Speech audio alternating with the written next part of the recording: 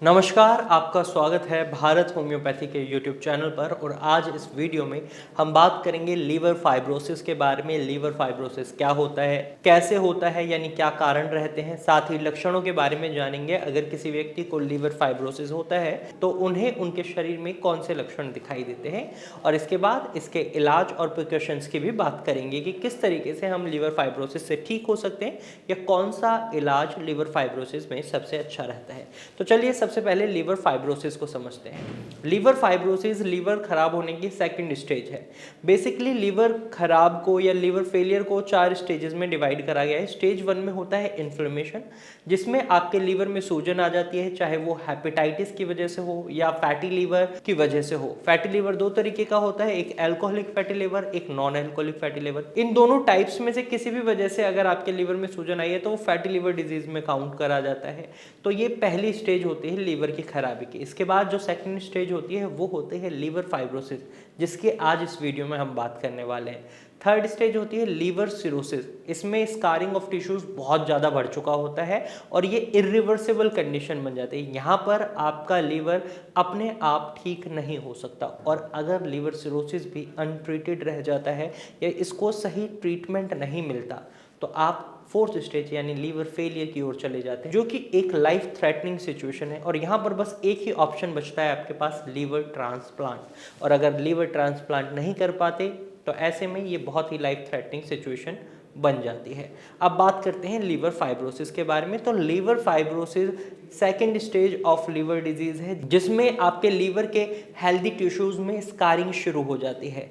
यहाँ पर आपके लीवर में इतनी क्षमता होती है कि वो आपकी जो स्कारिंग ऑफ टिश्यूज है, जिन टिश्यूज में स्कारिंग आ चुकी है, उनको रीजनरेट कर सकता है, हेल्दी टिश्यू में कन्वर्ट कर सकता है। लेकिन अगर आप यहाँ पर भी इसे अनट्रीटेड रखते हैं या सही उपचार नहीं देते तो ये लीवर सिरोसिस का रूप ले लेता है, जहाँ पर स्कारिंग ऑफ टिश्यूज बहुत स्पीड से हो रहा होता है और रीजनरेशन बहुत स्लो हो जाता है। तो ऐसे में लीवर खराब होने के चांसेस बहुत ज़्यादा बढ़ जाते हैं। तो लीवर फाइब्रोसिस में जहाँ स्कारिंग ऑफ टिश्यू शुरू होता है, वहाँ पर आपकी बॉडी का जो खून है, ब्लड है, जिसके अंदर न्यूट्रिएंट्स होते हैं, जिसके अंदर सारी जो हमारी बॉडी की ज़रूरत होती है वो ब्लड के थ्रू पूरी हो रही होती है। लीवर की भी ज़रूरत ब्लड के थ्रू पूरी होगी, लेकिन वो ब्लड उन स्कार्ड टिश्यूज़ में नहीं जा पाता, और रिजल्ट क्या होता है, आपका लीवर धीरे धीरे खराब होने लगता है। तो ये होता है लीवर फाइब्रोसिस। अब बात करते हैं लीवर फाइब्रोसिस होने पर कौन से लक्षण दिखाई देते हैं। तो लीवर फाइब्रोसिस होने पर आपको सबसे पहले जो लक्षण दिखाई देगा वो है आपके लीवर के साइड में आपको दर्द हो सकता है। साथ ही साथ आपकी स्किन पूरी येलो हो सकती है, आई का जो व्हाइट पार्ट है वो भी येलो हो सकता है, पीलिया की प्रॉब्लम आपको हो सकती है। इसके साथ साथ आपकी भूख में आपको बहुत कमी दिखाई दे सकती है, पेट में पानी भर सकता है, पैरों में पानी भर सकता है, पेट में ब्लोटिंग की वजह से पेट फूला फूला लग सकता है।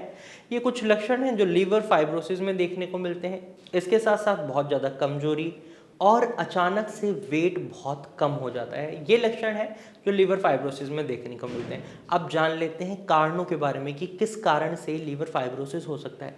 तो एक कारण तो मैं आपको बता चुका हूँ, हेपेटाइटिस या इन्फ्लेमेशन जिसे हम कह रहे हैं, या फिर फैटी लीवर की वजह से अगर ये अनट्रीटेड रह जाते हैं तो इसकी वजह से लीवर फाइब्रोसिस डेवलप हो जाता है। या फिर हम बहुत ज़्यादा अल्कोहल का कंजप्शन कर रहे हैं, बहुत ज़्यादा जंक फूड खा रहे हैं, डाइटरी हैबिट हमारी बहुत ख़राब है, या फिर आप ये भी देख सकते हैं अगर हमारा लाइफस्टाइल बहुत ही सेडेंट्री है, हम एक जगह बैठकर ही काम करते हैं, एक्टिविटी लाइफ में नहीं है, तो इसकी वजह से भी लीवर हैम्पर कर सकता है, लीवर फाइब्रोसिस की प्रॉब्लम डेवलप हो सकती है।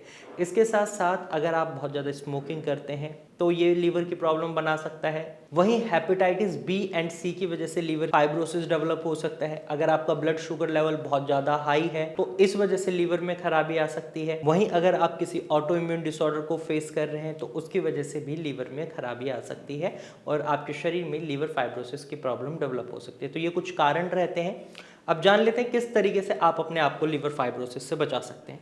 तो इसको बचाने का तरीका ये है कि आप उन कारणों पर ही काम कर लो। सबसे पहले ओबेसिटी यानी वेट को मेंटेन रखो। नंबर 2 पर आप junk food, packed food, preserve food, इनको बिल्कुल अवॉइड कर दो।